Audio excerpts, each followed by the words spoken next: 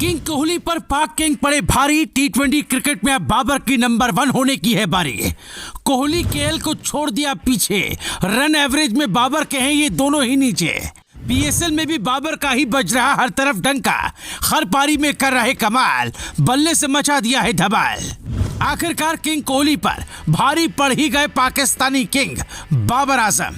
कम से कम आंकड़े तो यही गवाही दे रहे हैं और इस बात का पूरे पाकिस्तान में डंका भी बज रहा है।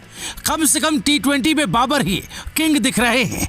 कोहली के फैंस के लिए यकीन कर पाना तो मुश्किल है, लेकिन आंकड़े इसकी चीख चीख कर गवाही दे रहे हैं।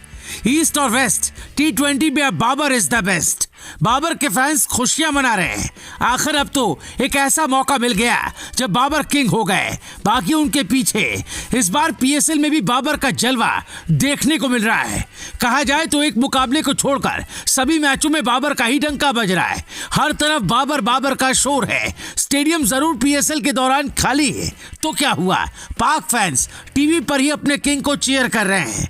तो क्या हुआ, बाबर के न चाहने वाले उन्हें जिम बाबर कहकर पुकार रहे हैं। चाहने वालों की गिनती खूब है, जो सपने में और जागते हुए भी बाबर के बारे में ही सोचते हैं। अब तो पाकिस्तान मतलब बाबर और बाबर मतलब पाकिस्तान हो गया है।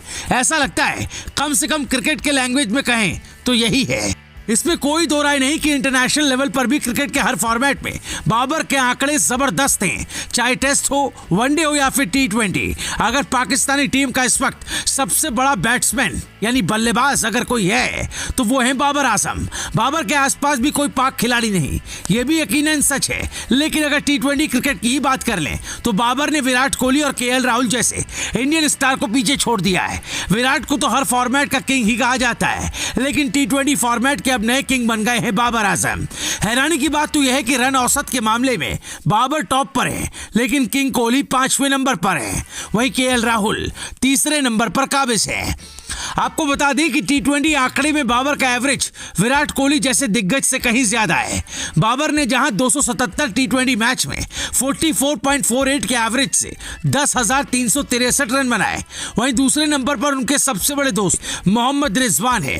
रिजवान ने 226 मुकाबले में 43.05 के एवरेज से 7,491 रन बनाए।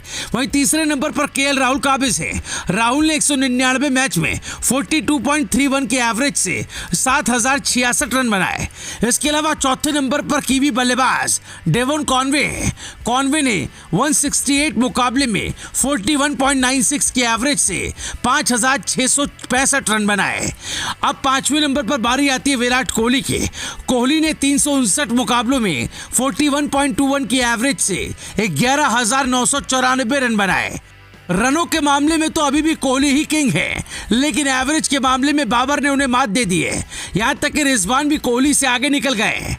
लेकिन कहते हैं ना, हर सिक्के के दो पहलू हुआ करते हैं, वैसे ही आंकड़े का भी एक पहलू है। अगर दूसरे पहलू को देखेंगे तो जनाब बाबर आजम कुछ और ही नजर आते हैं। टी20 एवरेज तो ठीक है, लेकिन आप स्ट्राइक रेट के लिए जाने जाते हैं कि आप कितने खतरनाक बैट्समैन हैं। यहाँ पाक किंग फुस हैं। तभी तो बाबर पर उनके ही मुल्क में अक्सर यह इल्जाम लगता है कि बाबर टिक गए तो समझो टीम का बेड़ा गर्क, और अक्सर होता भी यही है। कुछ पारी को छोड़ दे तो बाबर आजम का स्ट्राइक रेट टी20 के मुताबिक बिल्कुल भी नहीं है। अब यही आंकड़े देख लीजिए। टी20 क्रिकेट में जहां बाबर का स्ट्राइक रेट 129.50 है, वहीं किंग कोहली का स्ट्राइक रेट 133.42 का है। केएल राहुल भी स्ट्राइक रेट के मामले में बाबर से कहीं ज्यादा इफेक्टिव हैं। रिजवान का भी टी20 में स्ट्राइक रेट महज 126 है, जो आजकल के मॉडर्न क्रिकेटर्स का नहीं होता है। ऐसे में भले ही बाबर एवरेज में आगे निकलते हैं, लेकिन इफेक्टिवनेस में वो बिल्कुल ही पीछे हैं, और वो तभी किंग कोहली से आगे निकल सकते हैं जब उनकी स्ट्राइक रेट में भी इंप्रूवमेंट हो। यही वजह है कि पीएसएल को अगर छोड़ दें, वैसे पीएसएल में भी उनकी कोई ज्यादा यादगार पारी नहीं है, लेकिन इंटरनेशनल लेवल पर याद भी नहीं है कि बाबर ने अपनी पारी से कब पाक टीम को जीत दिलाई है। यहाँ तो आंकड़े पाकिस्तान वाले नहीं दे पाएंगे, जबकि कोहली के आंकड़े भरे पड़े हैं। सबसे बड़ी बात तो ये कि छोटी टीमों से तो बहुत खेल लिए, कभी बड़ी टीमों के खिलाफ भी बाबर अपना जौहर दिखाएं, वरना फिर से कोई उन्हें जिम्बाबर कहकर छेड़ देगा। Bureau report, Bharat positive.